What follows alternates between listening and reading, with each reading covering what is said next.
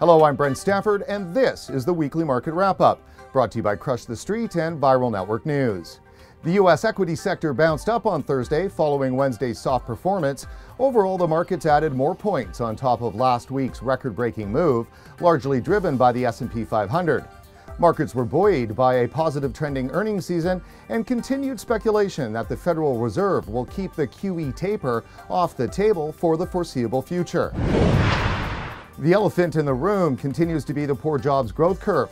Earlier this week, the Labor Department released the September non-farm payroll report, which revealed that only 148,000 jobs were created, which is well below the street's expectations. While this has fueled the non-taper speculation, the fact that the markets are moving only based on the promise of artificial liquidity creates a dangerous situation when the real performance of the economy is so fragile. However, measuring the real performance is up in the air due to the federal government shutdown. The September jobs report was more than 2 weeks late, and October's report is expected to drop at least a week late November. One reason the Fed is likely to wait until early 2014 to begin QE tapering is that policymakers there simply won't know if the labor market is gaining or losing strength before then.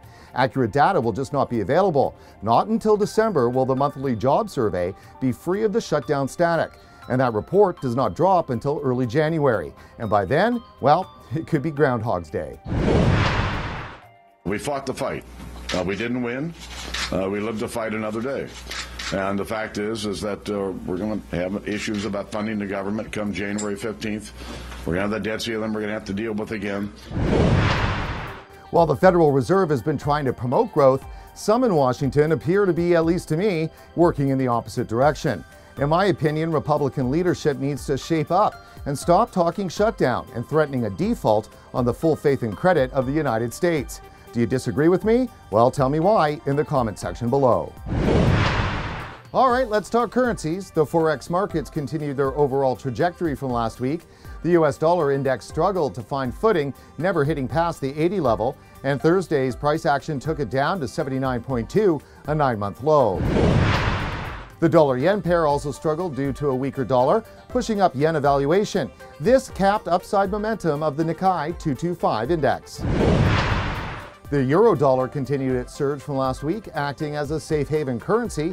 It managed to hit a 2-year high, although recent trading activity suggests the momentum is waning. Well, that's it for currencies. Let's turn now to winners and losers and our picks for the week. The winner for this week is Royal Gold Inc., ticker symbol RGLD. Share prices are up nearly 4% against the prior week as a resurgent gold market is fueling a rally in the miners. While the percentage increase in share valuation is not nearly as impressive as some of the hot gainers of the week, Royal Gold will benefit from fundamental tailwinds. It also is one of the strongest companies within the basic materials subcategory, posting net margins in excess of 250% of sector averages.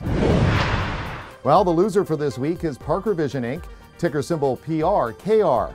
Shares dropped over 59% against the prior session after damages awarded in their suit against Qualcomm came in much lower than expected. The impact that this judgment could have is severe, as Parker Vision has been running net income figures into the red on both an annualized and quarterly basis.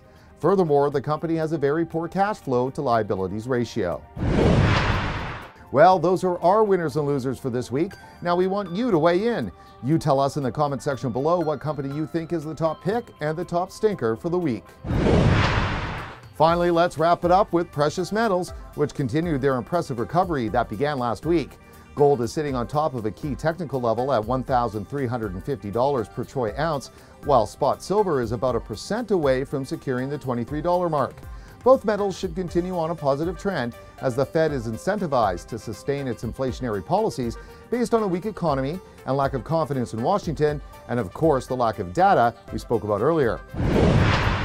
Palladium traded over the $740 mark for most of this week, buoyed by a weaker dollar and higher demand from the automotive industry, which represents the greatest industrial usage for the metal.